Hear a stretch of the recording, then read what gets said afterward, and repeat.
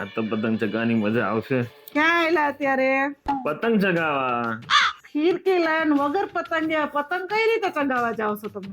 એ તો ઉપર સિટી બાબે પતંગ પકડ્યો છે ને તો મને કે ફિરકી લઈને આવો આપણે પતંગ ચગાવીએ. શું કીધું તમે? કોની હારે જાવ છો પતંગ ચગાવવા?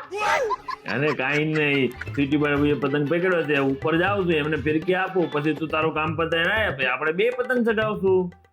તો મારી હારે જ પતંગ ચગાવો છે તો અહીંયા બેહો, પેલા મારા નિયમ સાંભળો પછી જ પતંગ ચગાવવાનું થાય. બરાબર? બેહો અહીંયા, હાલો. अब आए ना लाइन पे. મોઢું બગાડવાનું નથી થતું, સીધી રીતે મારા નિયમ સાંભળો તો જ ઉત્તરાયણ હારી જાય. मगर क्यों? બોલ નિયમ. હું નિયમ? નિયમ નંબર 1, 14 તારીખ ને 15 તારીખ 2 દિવસ સવારમાં ખાખરા ચા મળશે, બપોરે 12 થી ઊંધિયું લાવવાનું રહેશે અને સાંજે 12 જમવા લઈ જવાનું રહે. 2 દિવસ હું રસોઈ નહીં કરું.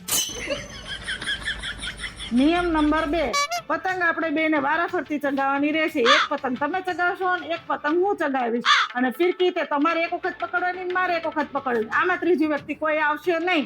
જો તમે કોઈની ફિરકી પકડવા ગયા અને જો કોઈ તમારી ફિરકી પકડી તો ઉત્તરાયણ ઉજવાઈ જશે, પછી મને કહેતા નહીં.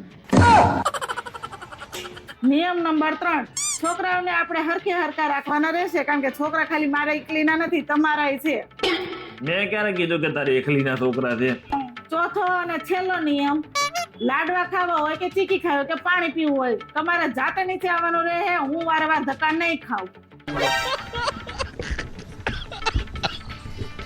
જો આ બધા નિયમનું પાલન કરવું હોય ને તો ઉપર જાજો, અને જો આમાંથી એક પણ નિયમ તૂટ્યો ને તો તમારી ઉત્તરાયણ બગડી જશે, પછી મને કહેતા નહીં.